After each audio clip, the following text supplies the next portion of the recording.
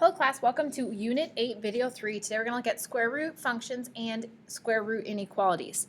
So today you're going to be able to graph and analyze square root functions, and you're also going to be able to graph the square root inequalities. So you're going to need a graphing calculator today, so make sure you have one of those handy. And let's go ahead and get into it. So example 1 says consider the function f of x equals x squared. It says find f inverse of x. So just to remember how we find the inverse, is we are going to write it as y equals x squared, and we want to get x by itself. In order to get x by itself, I have to get rid of the square, so I take the square root. So y is equal to, the square root of y is equal to x. So my inverse then, f inverse, remember we just changed the notation, and I write an x in spot of the y, is the square root of x. Okay. So if you look, f of x is the square root function. That's what we're learning how to graph today. It is the inverse of x squared. The reason it's the inverse is because a square root undoes a square. Okay, so these two are inverses. Then we need to graph both f of x and f inverse of x on the same plane. So remember x squared, that is a quadratic. And let's just come up with a few points. If x is 0, I plug in 0, I get out 0. If it's 1, 1 squared is 1. If it's 2, 2 squared is 4. So let's plot those. So we have 0, 0, 1, 1, 2, 4. And biggest thing to know about this is a quadratic is symmetric. So I'm going to have all the same points match up over here, but let's just confirm. So negative 1 squared is 1. If I plug in negative 2 squared is positive 4. Okay, so this is our x squared.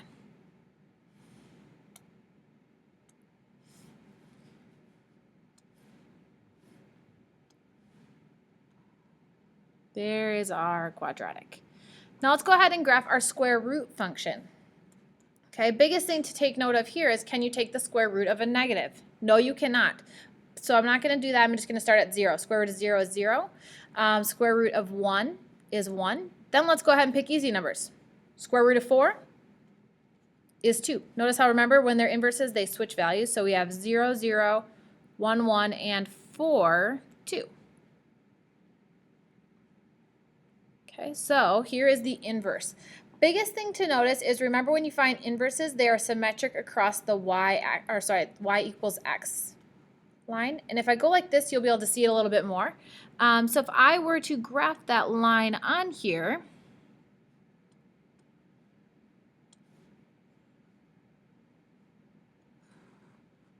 you can see that they are symmetric across that. The reason it's not symmetric across the whole thing is because you can't take the square root of negative values. Okay, so that is why. Also, if I went ahead and completely flipped it, then we wouldn't have a function and went past the horizontal line test. Okay, so there are our function and our inverse, which we're going to be graphing more square roots today. So it says graph y equals the square root of x plus 2. State the domain, range, and x and y intercepts. Okay, the first thing let's do is the domain and range. In general, for every square root function, okay, what is underneath the square root sign, okay, cannot be negative. So what you do is you say that it has to be greater than or equal to 0. If I solve this, I have x is greater than or equal to negative 2. So that is my domain. Okay. The values below, okay, are not going to be defined. So if I plugged negative 3 into here, it's negative 3 plus 2 gives me negative 1. You can't take the square root of negative 1 and get a real number. So this is actually an undefined value. So when you're making a table on your own, you're always going to base it off of your domain. X greater than or equal to negative 2. So negative 2, negative 1, 0, numbers bigger than negative 2. My range, your range always comes from what is after the square root sign. Okay, what's after the square root sign? Well, there's nothing. It's really like plus 0. So my range is always y is greater than or equal to that number, which in this case is 0. So there is my domain and range. Okay, let's go ahead now and find our x and y intercepts. Okay, x-intercepts. To find your x-intercepts, you let y equal 0. So I have 0 is equal to the square root of x plus 2. So I would square both sides. 0 squared is 0, so I have 0 is equal to x plus 2. and I would minus 2, so x is equal to 2. So it's the ordered pair negative 2, 0. My y-intercept is when you let x equal 0. So I have y is equal to square root of 0 plus 2. 0 plus 2 is just the square root of 2. So this one is really the ordered pair is 0 square root of 2. And you could type square root of 2 in your calculator, and you would get that it is approximately, I actually don't have that written down. Let's figure out what that is. It's 1 point something, 1.41. Second square root of 2. 1.414. Okay, so we really have the ordered pair 0, 1.414.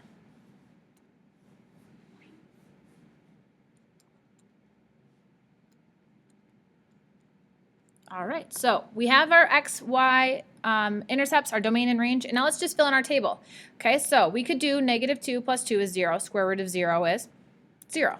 Okay, if you want. 1 plus 2 is, or sorry, negative 1 plus 2 is 1. Square root of 1 is 1. Now I move on and I plug in 0. 0 plus 2 is 2, so it's the square root of 2, which is approximately, like we put, 1.414. If I plug in 1, 1 plus 2 is 3, the square root of 3. That one is approximately 1.732. Okay, so you can do those by hand like I just did, or we can do it on our calculator. Okay, if I want to graph it, I'm going to go to y equals. Then I go second square root, which is above my x squared, because they are inverses, and I would type in x plus 2. Okay, if you want, you can hit graph, and you'll see what a square root function looks like. Okay, notice it always looks like that half parabola shape. It might just be moved left, right, up, or down.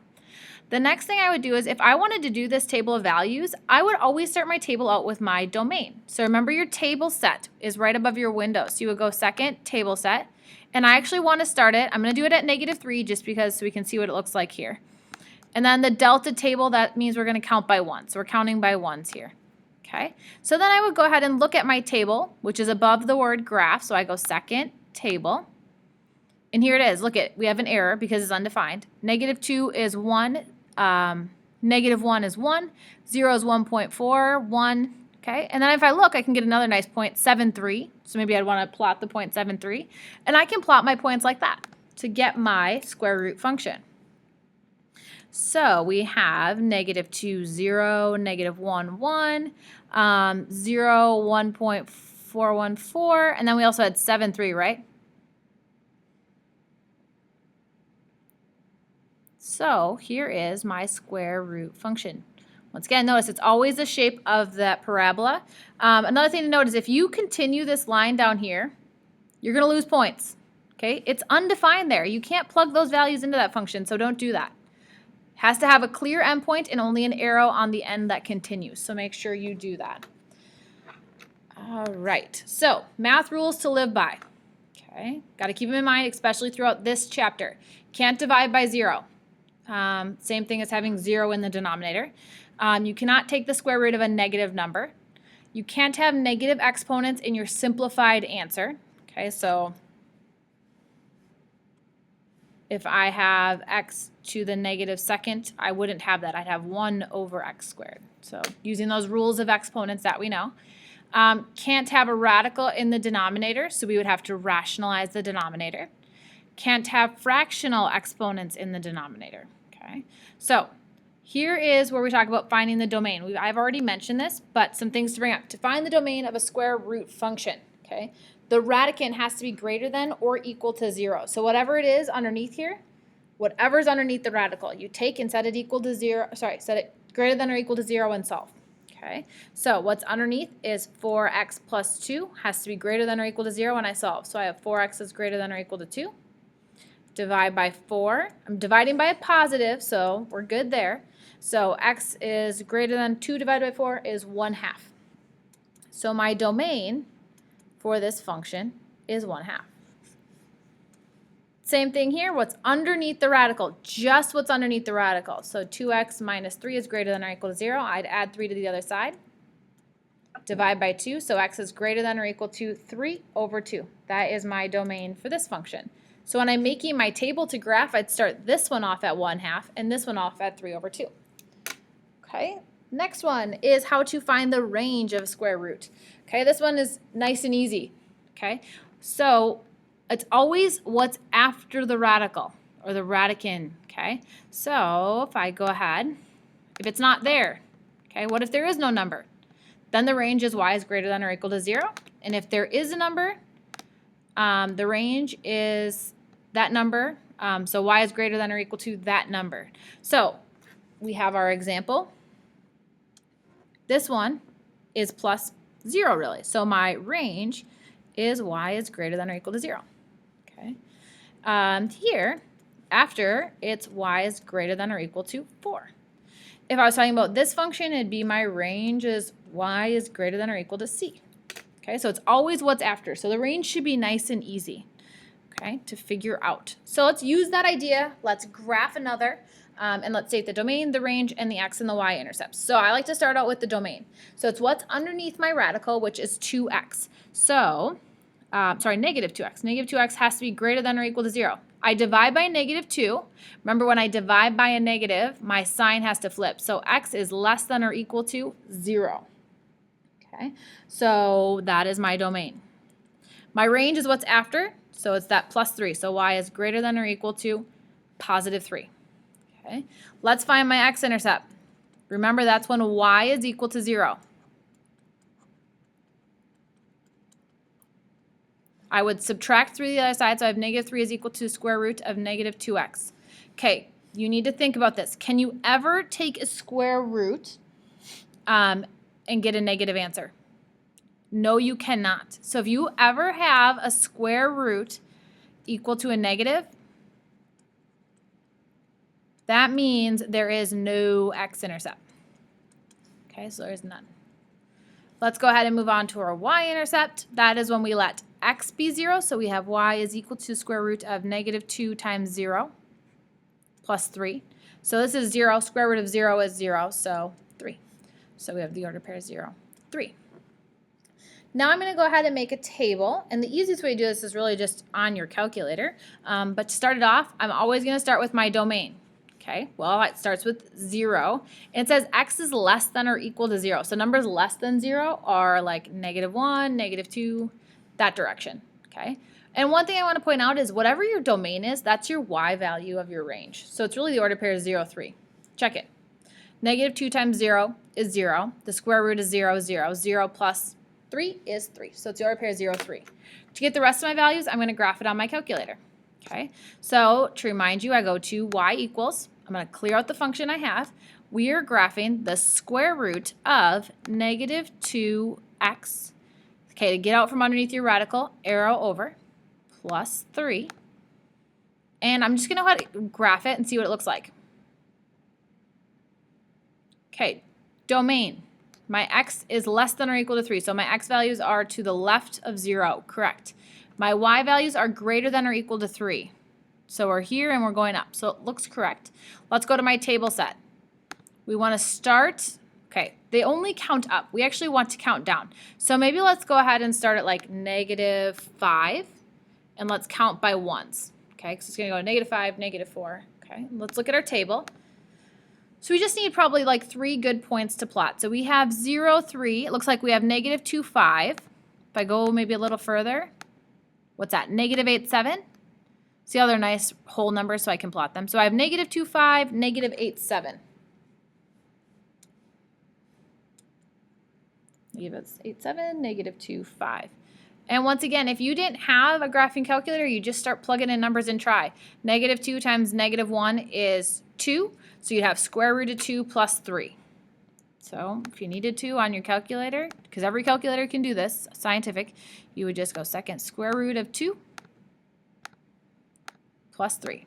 And you'd have a y value of 4.414. And you'd plot those values. Okay, so I would have 0, 3, negative 2, 5, negative 8, 7. Oh, I don't think can I go up to 7 on here? 1, 2, 3, 4, 5, 6, 7, perfect. So it looks something like this. Just to reiterate, you do not want to continue the line down here, okay? Your range is bigger than 3. Can't have y values less than 3, okay? So let's go ahead. Now we're going to go ahead and graph inequalities. So it's the same process, except for now you have to shade. So the biggest thing to remember is if we have less than and greater than, they require that dotted or dashed line. So something like that. And if they're less than or equal to and greater than or equal to, it's that solid line. And then the thing we have to add is that we need to shade. So example 4 says graph y is less than or equal to the square root of 2x minus 6. So let's do it the same way. First of all, I would notice this one is going to be dotted, a dotted line. Okay, and let's find the domain and the range. So domain, take what's underneath your radical, greater than or equal to 0. So I have 2x is greater than or equal to 6. Divide by 2, it's greater than or equal to 3. My range is always what's after, so this is really plus 0, so y is greater than or equal to 0. When I make my table, I'm going to start it out at 3, and I'm going to go bigger, so 4, 5, 6, 7, and then 0. So I have 3, 0. The other values I should find are my x-intercept and y-intercept. X-intercept when y is 0. Just solve it like a regular equation. So you can set it like an equal to. I would square both sides. 0 squared is 0. These will cancel, so I have 2x minus 6. Add it to the other side, so 6 equals 2x. Divide, so x is equal to 3. That's my x-intercept. So, makes sense. I have the order pair 3, 0. Then I would also find my y-intercept. That is when x is equal to 0. So it's 2 times 0 minus 6. So I have the square root of negative 6. Is that possible? No. So no y-intercept. Okay. So I'm going to plot my point 0, 3. Sorry, 3, 0. 3, 0. And then I'm going to use my calculator to find the other values. Once again, you could plug in 4 and keep trying to get other values. It's easier just to go ahead and use your calculator. So we have the square root of 2x minus 6. All right, my table needs to start at 3. So second table set, we're going to start at 3. And then to look at my table, I go second table. Okay, I have 3, 0. Look at my next one. It's 5, 2. And 11, 4. So let's plot some of these. So I would have 5, 2. And then let's maybe say, what is my value at 7? 7 gives me a value of 2.828. So something like there. All right. So go ahead and graph this. Oh, don't forget, we need to have dashed line.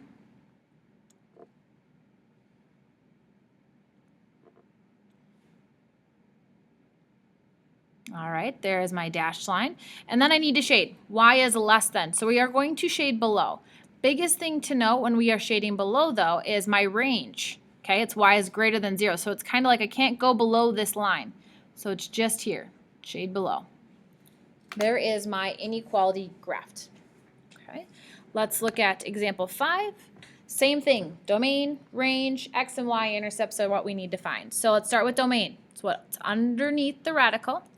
And I say it has to be greater than or equal to 0 because I cannot take the square root of a negative. This keeps it positive. So to solve, I multiply by 2 on both sides. 0 times 2 is 0. So my x is greater than or equal to 0. My range, it's what's on the endpoint, so y is greater than or equal to 2. When I start out my table, I know it's going to be the order pair, 0, 2. And then I would go ahead and x greater, 1, 2, and bigger. My x-intercept, okay, set y equal to 0. To solve this, I'd subtract 2 to the other side. And now notice, can you take the square root of something and get a negative? No, so that means there's no x-intercept. Okay, moving on to y-intercept. Okay, if I plug in 0, guess what I'm going to get out? 0, 2. I already found my y-intercept. So let's graph this. I have 0, 2. And let's put it in our calculator and see what values we get. Once again, like I said, if you needed to, you could type them all in individually. plug in 1.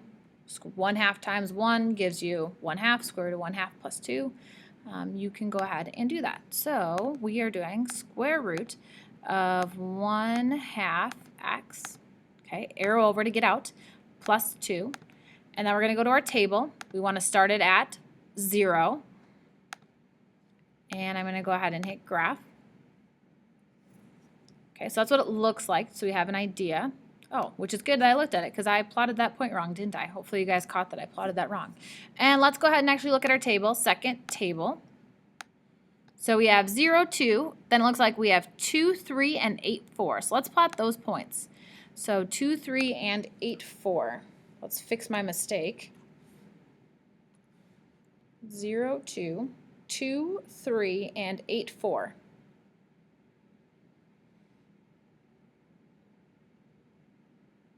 There it is. This is a solid line because it's equal to. Okay, make sure it kind of has a curve. Mine didn't turn out very well. There we go. And then it's greater than. So to be greater than, we shade above.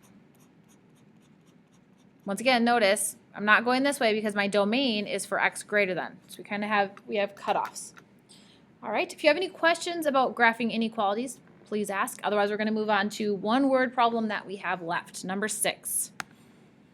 The speed v of a ball can be determined by the equation v equals the square root of 2k over m, where k is the kinetic energy in joules and m is the mass of the ball. Assume that the mass of the ball is 5 kilograms. So let's go ahead and do that. Assuming the mass is 5 kilograms, so that's m. So I really know that v is the square root of 2k over 5. Okay. Question A says, graph the function and state the domain and range. Well, let's start with the domain. Okay, it's taking what's underneath my radical and saying it's greater than or equal to 0. Multiply by 5 on both sides, so I'd have 0 times 5 is 0. And divide by 2. So k is greater than or equal to 0. So my domain, there's that. My range, there's nothing on the end, so, and that's, my range in this case is not y, it's v. So v is greater than or equal to 0 as well. So there's my domain and range. That means if I were to make a table for this, it's not x and y, it's k and v.